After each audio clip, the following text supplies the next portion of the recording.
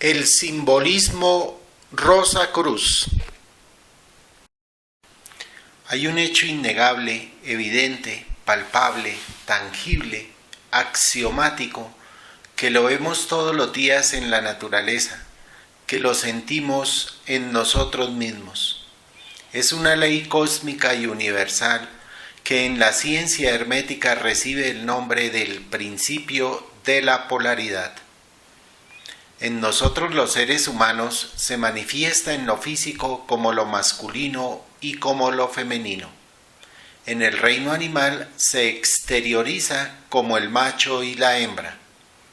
En el reino vegetal se manifiesta en el androceo y el gineceo.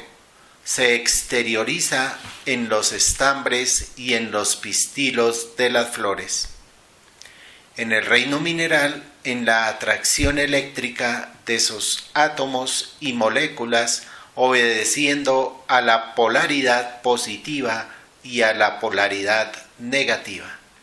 Solamente cuando hay un cruzamiento, una interacción, una intersección, un intercambio, una unión, una convergencia, un cruce de las polaridades, se produce la exteriorización de la vida y del movimiento, la generación de nuevos estados de conciencia, de sensibilidad, de imaginación, otros estados mentales, emocionales, vitales y nuevas formas físicas. Es así como en la química el cruzamiento de dos moléculas de hidrógeno y una de oxígeno trae como resultado el precioso elemento que es el agua, tan esencial para la vida de los seres de nuestra madre tierra. ¿Qué es la polinización? Es el cruce de polen desde el androceo, órgano masculino de la flor, hasta el gineceo, órgano femenino de la misma o de otra flor, ya sea por intermedio de las abejas, las mariposas, las aves, los insectos, el agua, la lluvia o el viento. La proliferación de todas las especies animales se debe al cruzamiento del óvulo de la hembra por parte del zoospermo del macho. Los más de 7.800 millones de seres humanos que según las estadísticas en este momento pueblan nuestra madre tierra, son el resultado de la conjugación de la semilla masculina y el óvulo femenino. Todo esto nos muestra de una manera tajante que la cruz es el símbolo esencial de la vida, que todo cuanto existe ha venido a la manifestación gracias al poder de la cruz, gracias a la conjugación, al cruzamiento de las dos polaridades complementarias. Volvemos a afirmar que todo lo anterior nos deja en evidencia que donde hay un cruce, un cruzamiento, una cruz, hay vida, hay movimiento, hay manifestación, hay proliferación. Por lo tanto, la cruz es sinónimo de vida. ¿Sería factible calmar nuestra sed si no se diese ese cruce, ese cruzamiento, intersección, intercambio entre las moléculas de hidrógeno y oxígeno? ¿Sería posible para el ser humano encontrar frutas, vegetales, legumbres, hortalizas, almendras, cereales con que mantener la vida celular de nuestros cuerpos físicos si no se diera ese cruzamiento de la polinización direccionado por la divina sabiduría del logos terrestre? ¿Podría alimentarse toda la especie humana si no fuera por ese cruce maravilloso que se da entre la semilla y la tierra que lo recibe? ¿Habría posibilidad para toda la especie huminal de alimentarse con proteínas y nutrientes tales como queso, yogur, lácteos, miel, huevos, etc., si todo ello no hubiese sido precedido por una intersección, un cruce o un intercambio de las dos polaridades en los reinos animal, vegetal y mineral? Nada puede venir a la existencia sin el poder de la cruz. Hablando sobre el simbolismo de la cruz, dice nuestro maestro Israel Rojas Romero, iniciado Ragosini, con mucha sabiduría: nada puede venir a la existencia sin el poder de la cruz. Sin la cruz no existe nada nuevo, ni se podría transformar lo anterior, lo antiguo. La cruz es la razón de ser de todos los hechos de la naturaleza, y en esta ley no hay excepciones. La cruz encierra el misterio de todos los poderes imaginables, ya sean estos físicos, intelectuales o morales. No hay ninguna persona que filosófica, científica y racionalmente pueda hallar algún hecho que no dependa del poder de la cruz. Así que podemos afirmar enfáticamente que el poder está en la cruz natural y científica de los Rosacruces. Y dice con una expresión mística, nacida de su sentir: bendita y divina cruz, en ti se hallan ocultos todos los misterios de la naturaleza y de la vida. Démonos cuenta cómo es de crucial, de trascendente, de importante entender este misterio, esta sabiduría de la cruz. En lo expresado anteriormente, vemos que hay una relación directa entre el principio de la polaridad y el principio de la generación.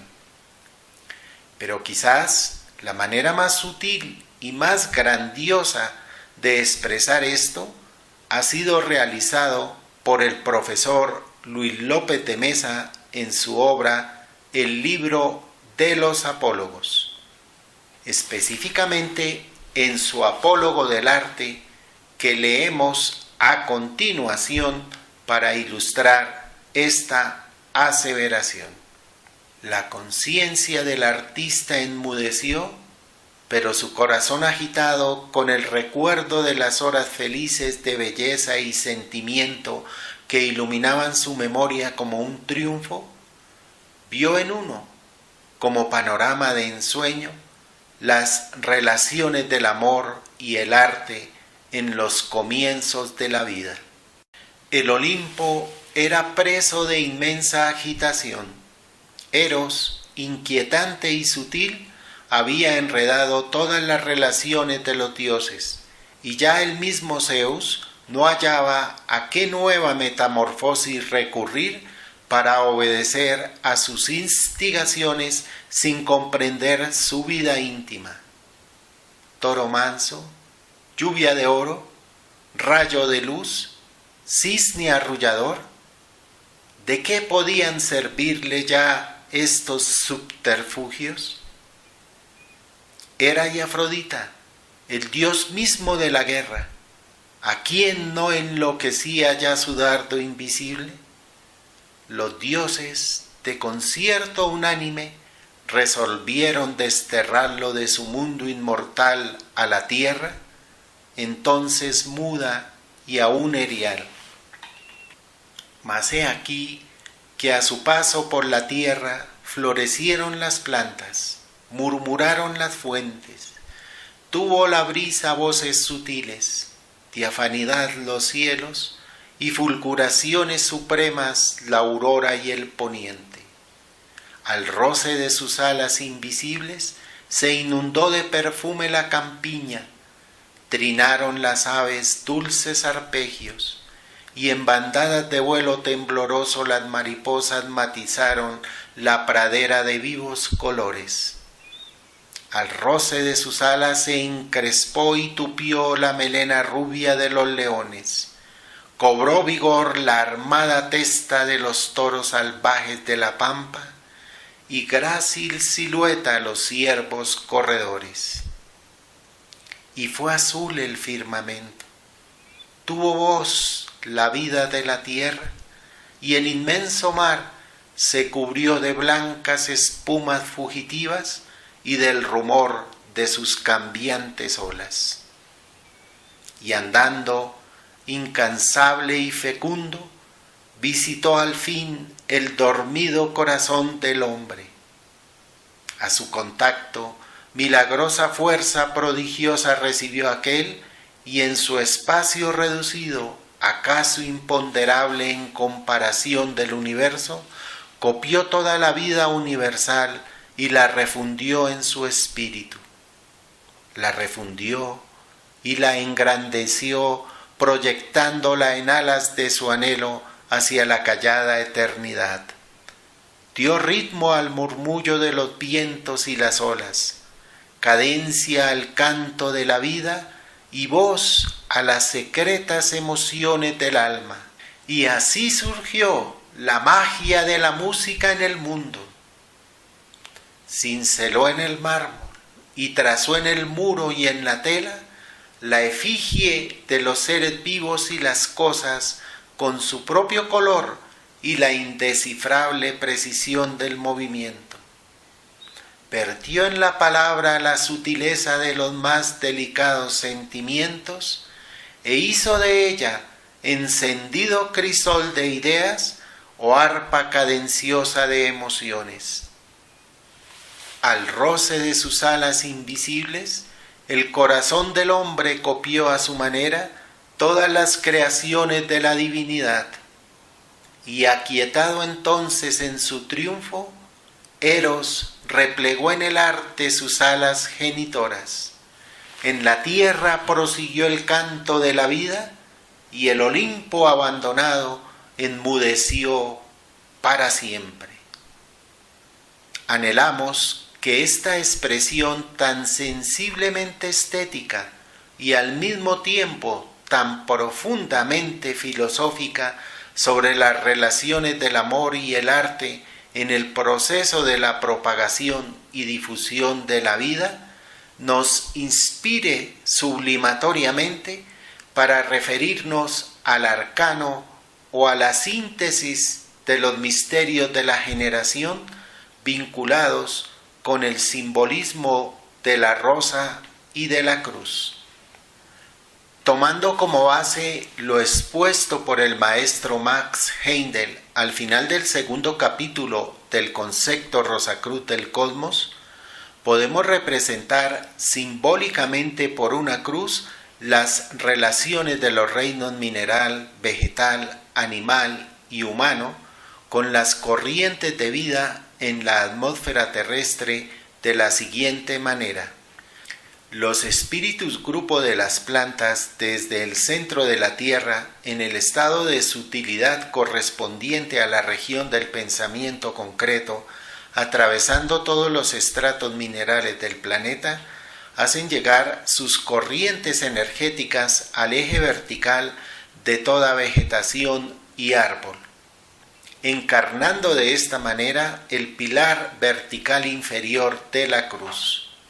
La viga horizontal representa la espina dorsal de los animales y a través de ella circulan las corrientes astrales desde el mundo del deseo, mediante las cuales están subordinados a la influencia de un espíritu grupo.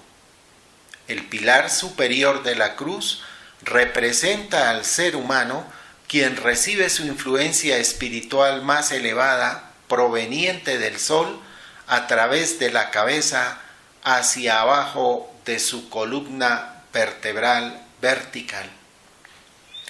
Esta condición de poder recibir corrientes espirituales verticalmente, marchar en posición vertical, tener una laringe vertical y sangre caliente, hacen posible la manifestación del ser humano como una individualidad que ya ha trascendido su dependencia de cualquier espíritu-grupo. El flujo de corrientes en direcciones opuestas entre el pilar superior y el pilar inferior de la cruz hace decir al señor Max Heindel que el ser humano es una planta invertida. Nos hace ver que la planta inhala el venenoso dióxido de carbono exhalado por el ser humano, mientras que ella exhala el vivificante oxígeno necesario para aquel. El ser humano toma su alimento por la cabeza. La planta saca su alimento de las raíces profundizadas en la tierra. El ser humano dirige sus órganos de la generación hacia el centro de la tierra, mientras que la planta los dirige hacia el sol. Por eso, el arcano 12 del tarot, el arcano de la realización, muestra cómo el iniciado ha logrado la iluminación de su conciencia por medio de la elevación o sublimación de su energía generativa hacia lo superior, hacia lo noble, hacia lo espiritual, hacia el sol. Ha seguido el ejemplo de la rosa que dirige su androceo, sus estambres, sus filamentos, sus anteras, su polen hacia lo espiritual, hacia la fuente de la luz. La rosa lo ha hecho de una manera transconsciente o subjetiva. Por el contrario, el iluminado, el adepto, el iniciado, lo ha realizado de una manera sensoconsciente, como un proceso que ha llegado a cierto grado de plenitud después de haberse esforzado incesantemente durante múltiples renacimientos. Ese es el más bello mensaje de optimismo y esperanza que nos brinda la rosa, con la perfección simétrica de sus pétalos, con sus embriagadoras fragancias, con su vivir esplendente que ilumina cualquier ambiente donde se halle. Por eso también la única imagen bella con la cual se parangonó el ego del cristificado fue con las flores al decir místicamente: yo soy la rosa de Sharon y el lirio de los valles. Es decir, yo soy sensibilidad y conciencia. Al igual que los libros sagrados, los símbolos esotéricos tienen diversos modos legítimos de representación y de interpretación. Nos enseña el maestro Max Heindel en el concepto Rosacruz del Cosmos que cuando la cruz se representa con una sola rosa en el centro, simboliza al espíritu irradiando de sí mismo los 4 vehículos: los cuerpos denso, vital, de deseos y la mente. Representa el momento evolutivo cuando el espíritu ha entrado en sus instrumentos y se ha convertido en un ego interno individualizado. Para el maestro Onran Mikhail Ivanov, la rosa roja en el centro de la cruz representa al corazón, el total florecimiento del chakra cardíaco en el ser humano, visto como la sublimación de la cruz, y expone que este chakra únicamente puede ser hecho florecer por el amor cósmico y universal. Es el símbolo del iniciado que ha trabajado diligentemente con su propia naturaleza para manifestar el amor cósmico y universal, el amor del Cristo, el amor del segundo aspecto del Logos, el amor del Logos solar.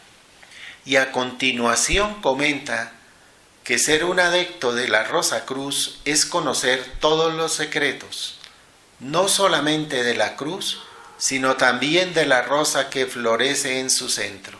La rosa sobre el corazón de la cruz es el hombre perfecto, quien no solamente posee el conocimiento de todos los elementos de su ser y sus relaciones con todo el universo, sino que también es un manantial del cual mana el amor crístico.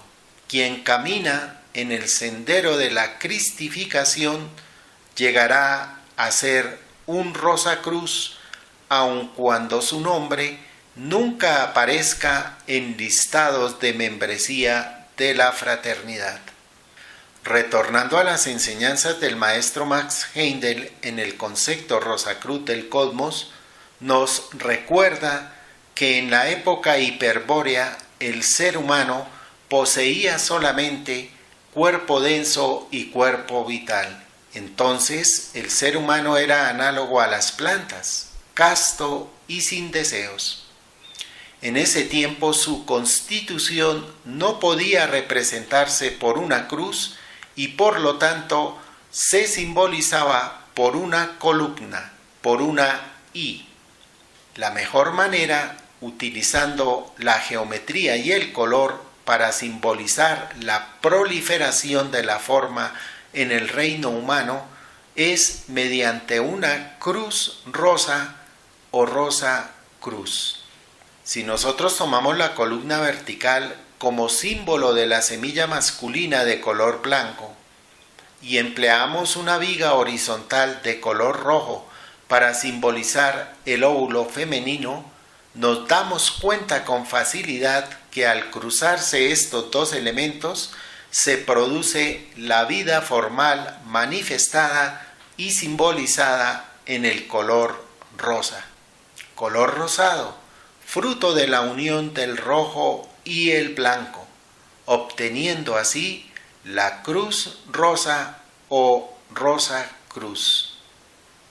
Rosa, el color de la manifestación del hálito de la vida en la forma, el color de la vitalidad, el color de la salud, el color que el maestro Max Heindel, gracias a sus facultades ultravidentes, descubrió que lo más parecido sobre la superficie de nuestra tierra es la flor del melocotonero.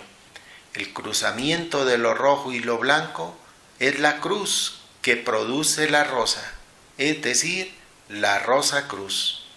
El color rosa de la vitalidad que se produce en nosotros cuando la energía solar penetra en nuestro vaso, produciendo a nivel etérico el color rosa del cuerpo vital.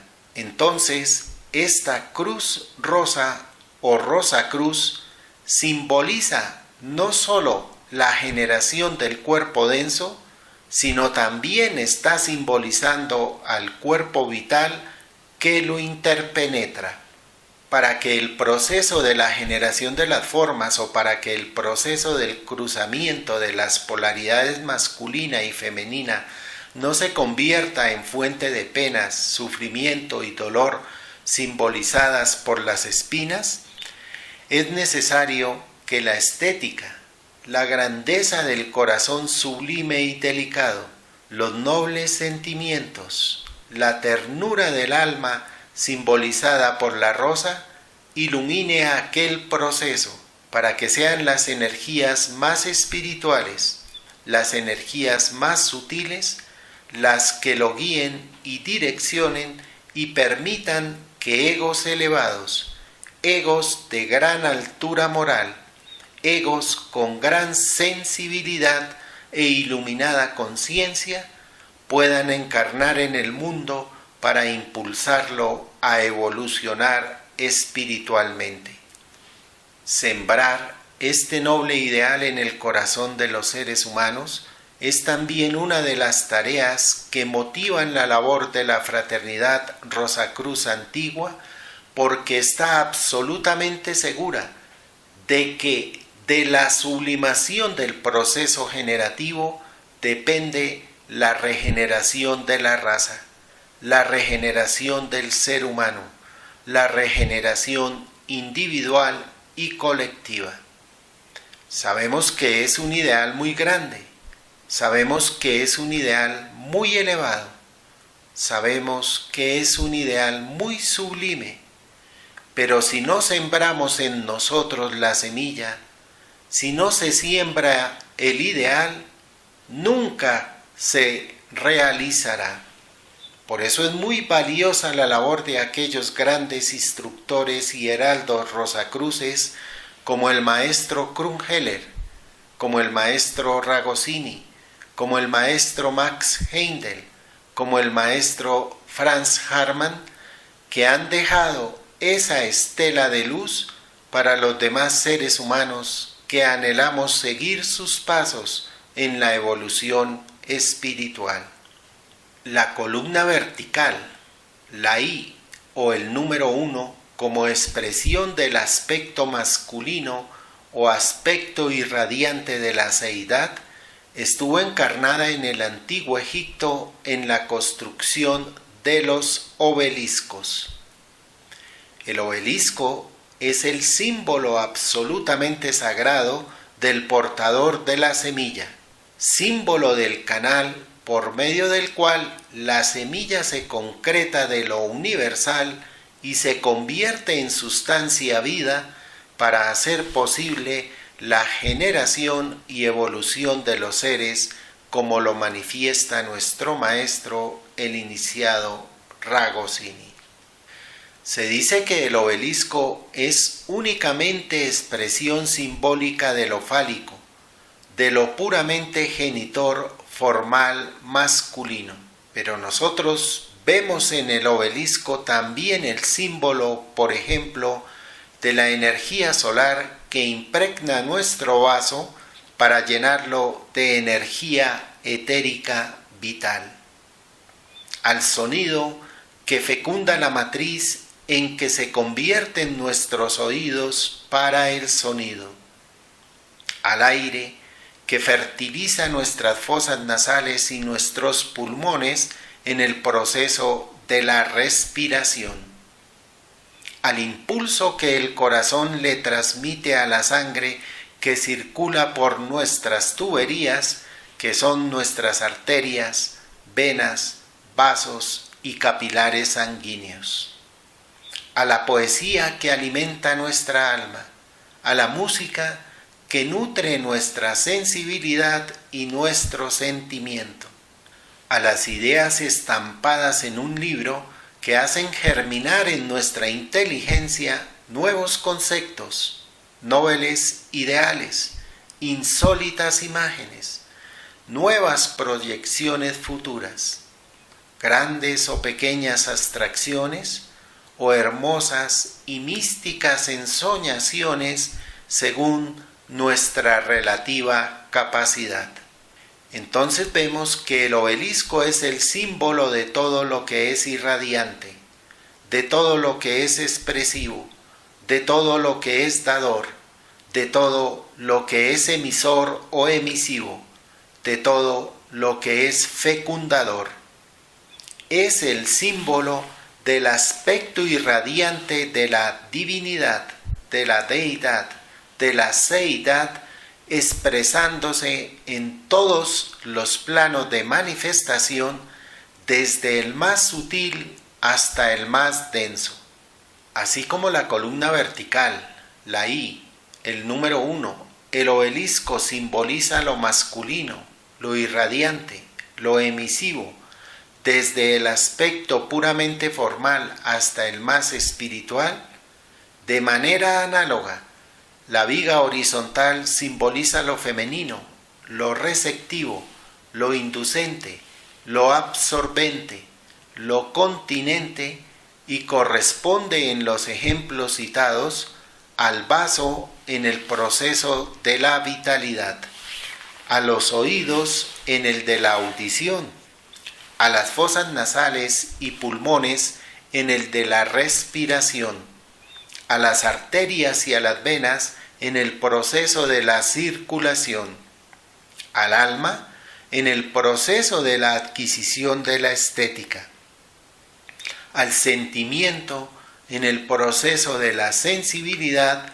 y a la inteligencia en el proceso de la conciencia.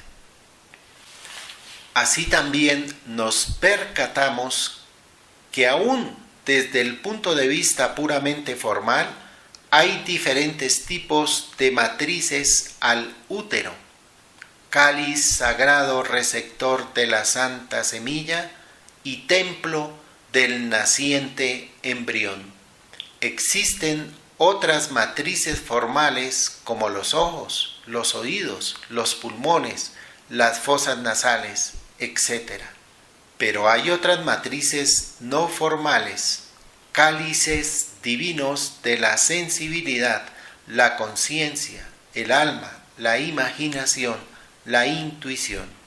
Todas estas modalidades de sacratísimas matrices o cálices reciben el nombre genérico de Teis o también el de Yoni.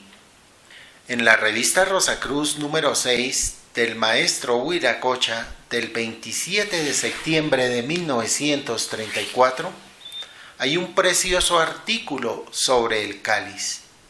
Escribe allí el maestro que hay multiplicidad de vasos sagrados.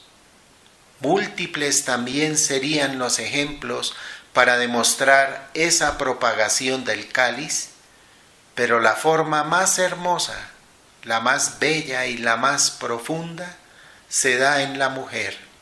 No es ella un planeta muerto, sino un ser vivo, un ángel encarnado en la sacerdotisa suprema que concibe algo muy santo, que representa la fuerza máxima manifestada en la tierra. Ese cáliz mujer va transformando esas fuerzas hasta que el día del nacimiento y de manera invisible, ángeles especiales acompañan al nuevo ser que ha de reencarnar. Si el Creador, el hombre semejante a Dios en el acto genésico, ejecutó su rito como un acto sacramental, y la mujer, flor abierta de sensibles pétalos, ofreció como sacerdotisa de gracia su copa áurea, libres ambos de los horrores de la lujuria, el gran plan del supremo hacedor y el pleroma se habrá manifestado puramente y sin mácula, ofreciendo un nuevo ser tan puro y elevado como lo ha sido el acto de la conjunción. Todo el que materializa y ensucia ese acto sagrado de la fecundación muere para el espíritu. Siempre estamos inmersos en un cáliz, siempre estamos inmersos en una matriz. Encarnados o desencarnados, siempre hay una matriz que nos envuelve, siempre hay un aura que nos rodea, siempre hay un campo de acción, un continente en el cual nos movemos y tenemos nuestro ser. Por eso, el círculo es el símbolo de la feminidad. Y también se habla de la divinidad como un círculo cuyo centro está en todas partes y su circunferencia en ninguna.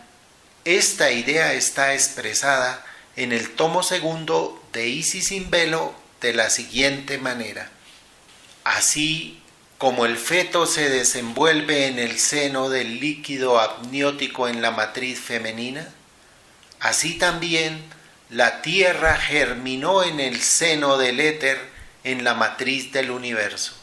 Los gigantescos astros, al igual que sus pigmeos moradores, son primitivamente núcleos que, transformados en óvulos, poco a poco crecen y maduran hasta engendrar formas minerales, vegetales, animales y humanas. El sublime pensamiento de los cabalistas simboliza la evolución cósmica en infinidad de círculos concéntricos que desde el centro dilatan sus radios hacia lo infinito. El embrión se desenvuelve en el útero. El individuo en la familia en la nación en la humanidad en la tierra en el sistema planetario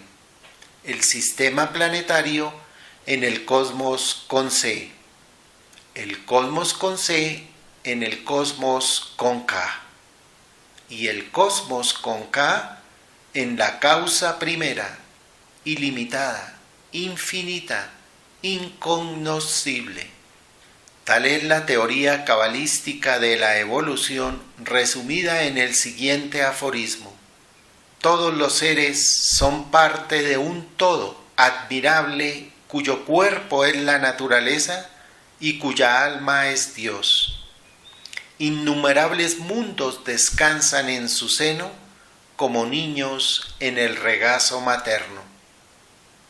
En las huellas de la cultura atlante, en Tikal, Guatemala, se puede apreciar una serie de falus y de teis, esa serie de representaciones de lo irradiante y lo inducente de la que estamos hablando, porque ellos conocían que es un principio cósmico y universal que opera en todos los niveles de la manifestación y querían dejar esa sabiduría para la humanidad. Lo irradiante, siempre representado en las estelas verticalmente, de manera análoga a los obeliscos egipcios, y lo inducente siempre en forma horizontal. Pero esas estelas horizontales, al observarlas o fotografiarlas desde arriba, se puede captar que son perfectamente circulares. Como herencia de la sabiduría antigua, también encontramos en la India el lingam. Nos relata el glosario teosófico. Este símbolo tiene en la India el mismo significado que tenía en Egipto, que es simplemente que la fuerza generatriz es divina. En la imagen podemos vislumbrar que el negro pilar vertical, falus u obelisco, como le queramos llamar, pero de todas maneras representante del principio cósmico universal y radiante de la divinidad, tiene 7 niveles. En la figura horizontal, preponderantemente circular, la matriz, yoni o teis, exponente del principio cósmico universal inducente femenino de la divinidad, también tiene 7 niveles, indicándonos con ello que el santo principio de la generación se realiza en los 7 niveles, mundos, planos o regiones del espíritu divino, espíritu de vida, espíritu humano, mental, emocional, vital y físico. Es la representación del hecho sagrado, sublime, permanente, constante, propio del energetismo de la vida. Observamos en este lingam otra forma de expresión del hieratismo de la cruz, del símbolo de la vida en todos los niveles posibles de vibración y de expresión. Otra expresión del dinamismo generativo o del dinamismo genésico también lo encontramos en la India bajo el nombre de la cruz esvástica. Se nos informa en el glosario teosófico que según el manual del budismo chino, escrito por Eitel, es el símbolo del budismo esotérico. Su símbolo fue impreso en el corazón de Buda y por este hecho se le ha denominado sello del corazón. Se aplicó sobre el pecho de los iniciados después de la muerte de estos, y es objeto de la más respetuosa mención en el Ramayana. Esta cruz se ve grabada en todos los templos de roca y edificios prehistóricos de la India y donde quiera que los budistas han dejado sus huellas. Se la encuentra asimismo en China, Tíbet y Tailandia, y entre las antiguas naciones germánicas en forma de martillo de Thor.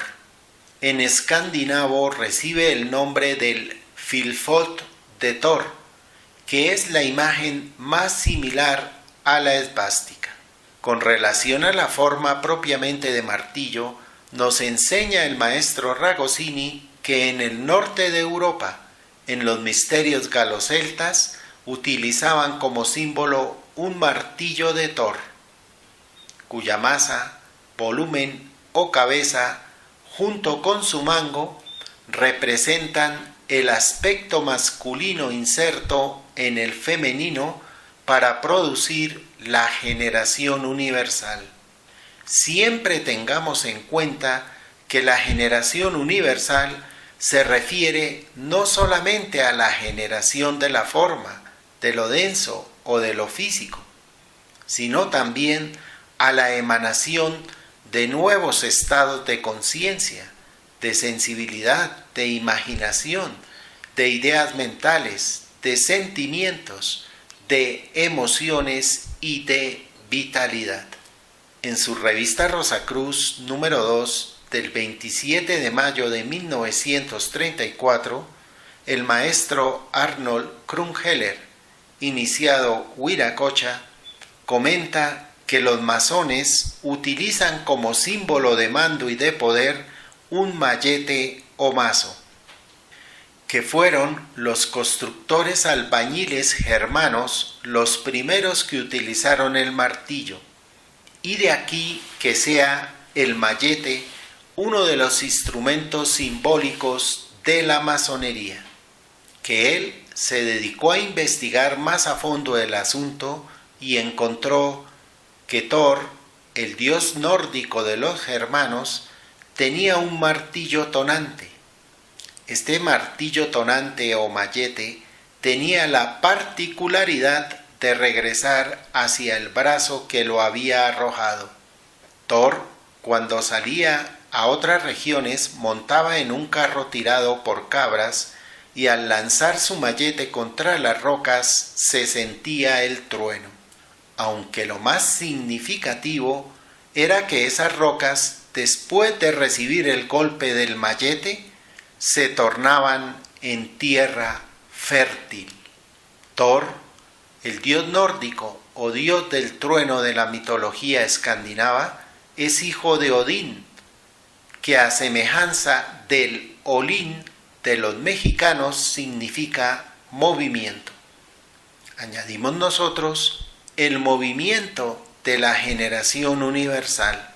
El Olín de los mexicanos lo encontramos en la piedra de Tonatiuh o en el mal llamado calendario azteca. Es la parte central del mismo en cuyo núcleo aparece Tonatiuh o el sol, enseñándonos con ello que la fuente de la energía generativa es de esencia solar. Como podemos apreciar en la imagen, los atlantes también tenían otras maneras análogas de representar su esvástica atlante u Olín. Particularmente nos llama la atención la identificada con la vocal E, muy semejante a una flor cruzada, muy análoga al símbolo rosa cruz. Estimamos que nos hemos referido lo suficiente a la cruz. Es hora de dedicar nuestra atención a la rosa. Un hermano desde Centroamérica le escribió al maestro Arnold Krumheller preguntándole por qué los Rosacruz no han tomado a semejanza de los orientales la flor de loto, o como los franceses la flor de lis como símbolo, sino la rosa.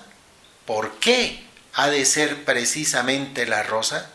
En su revista Rosacruz número 1 del 1 de enero de 1928, El maestro le respondió: la rosa es la única flor que no existe en estado natural silvestre en ninguna parte, sino que se debe exclusivamente al esfuerzo humano. Existen por todas partes las rosáceas, aquellas florecitas de las que ha salido la rosa, tal como la conocemos en sus millares de variaciones. Al cultivo de la rosa se dedicaron todos los pueblos de la antigüedad: Babilonia, Egipto, los antiguos mexicanos, etcétera, etcétera, etcétera. Es la única planta que el esfuerzo humano ha llevado a la perfección. La rosa es por eso también el símbolo del alma, que debe florecer sobre la cruz, que es símbolo del cuerpo. La rosa es una flor solar. Es curioso que solo florece bajo el signo de Leo, signo solar, en el mes de junio-julio, y vuelve a florecer en Sagitario a principios de noviembre. Esto aquí en la Europa central. ¿Y qué pasa en África del Sur y en América del Sur? Igual, es la única flor en este sentido universal. En todas partes solo florece bajo el signo Cáncer-Leo y Escorpión-Sagitario. También en otros números de la revista escribe: la labor de la rosa es un verdadero milagro sorprendente.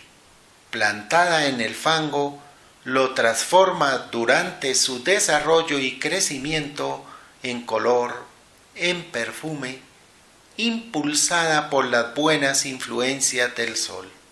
Ros, en latín, quiere decir rocío, y el rocío es algo muy importante en su sustancia íntima para el alquimista, y sobre todo en su aplicación con el arcano de la rosa.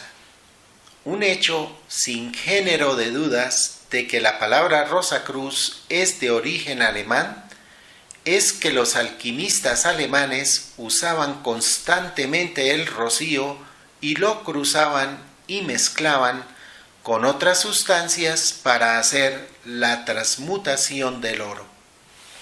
Ahora, el rocío en alemán se llama Tau, y el alemán es una de las lenguas arcaicas. Tau en griego es la cruz. Así que se ha dicho y se puede seguir diciendo, como lo expresan las obras herméticas, que los rosacruces son los manipuladores del rocío, que tanto rocío y cruz se unen en la palabra Tau. Nosotros, los Rosacruz, no esperamos a que los hermanos carguen con la cruz, sino que enciendan la rosa, a que se sientan hijos de Dios, que sean libres. No queremos que se inclinen sistemáticamente ante la cruz, sino que busquen y aspiren en el halo, el aroma de la rosa. En lugar de la ciencia natural que poco a poco nos ha llevado a un materialismo enervante, preferimos establecer la ciencia espiritual de la rosa. Nosotros, los Rosacruz, queremos hacer brotar de entre el mineral, el vegetal, el animal y el hombre esa quinta esencia escondida que es causa originaria de todo lo existente y que es patrimonio de la divinidad simbolizada por la misma rosa. En lugar de nuestros 5 sentidos insuficientes, bien limitados y depauperados, queremos un sexto, el de la intuición, que es el mágico sentido de la rosa. En una clase de Santa Cábala, el iniciado Ragosini comentó lo siguiente: recuerdo mucho al doctor Krumheller, tan consciente de estas cosas decir en el Teatro Municipal de Bogotá: ¡oh, la rosa! ¡Qué belleza! ¡Qué encanto! ¡Qué armonía! En ese germen de orden divino y cósmico aparece la belleza y el encanto de las proporciones de sus pétalos, sus aromas y sus esencias. Esta es la expresión de la rosa en su forma material y objetiva. ¿Qué será de la rosa espiritual, nacida del alma y del corazón? He ahí la rosa, he ahí la esencia de la filosofía mística de los Rosacruces.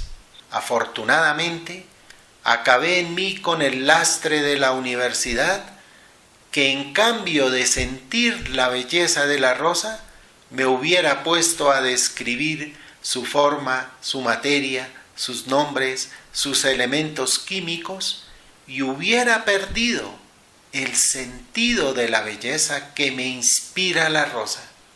Afortunadamente, abandoné ese lastre universitario de haber aprendido en forma ciega y no educir el sentido de las cosas.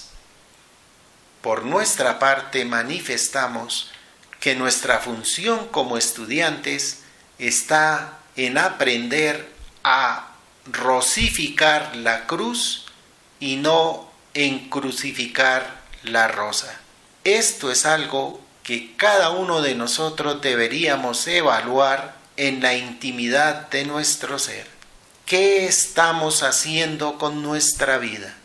¿Estamos crucificando la rosa o estamos rosificando la cruz?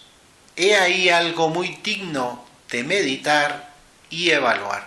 También expresó el maestro Rojas a sus estudiantes que, como muy bien lo había dicho el doctor Krumheller, los verdaderos Rosacruces son almistas, es decir, que centralizan toda su atención en lograr el desarrollo del alma, que es la rosa simbólica, para que ella se convierta en armónico y precioso medianero entre el cuerpo y el espíritu.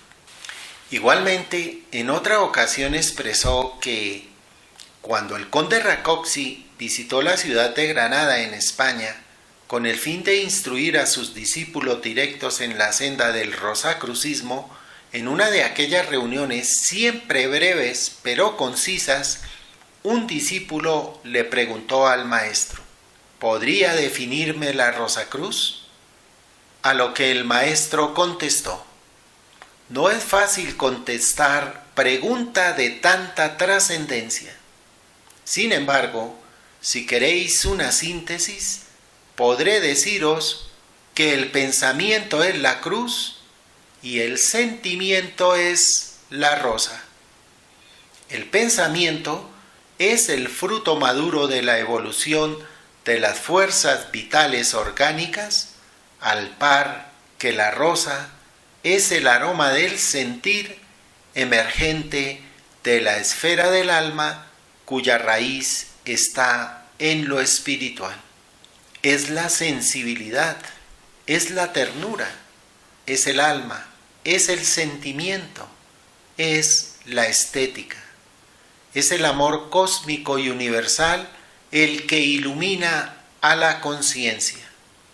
Por eso, la figura hierática del estudiante Rosacruz es el pelícano que inclina sabiamente su cabeza ante el corazón para que éste lo ilumine y de este modo poder alimentar a sus 7 polluelos, 7 rosas o chakras.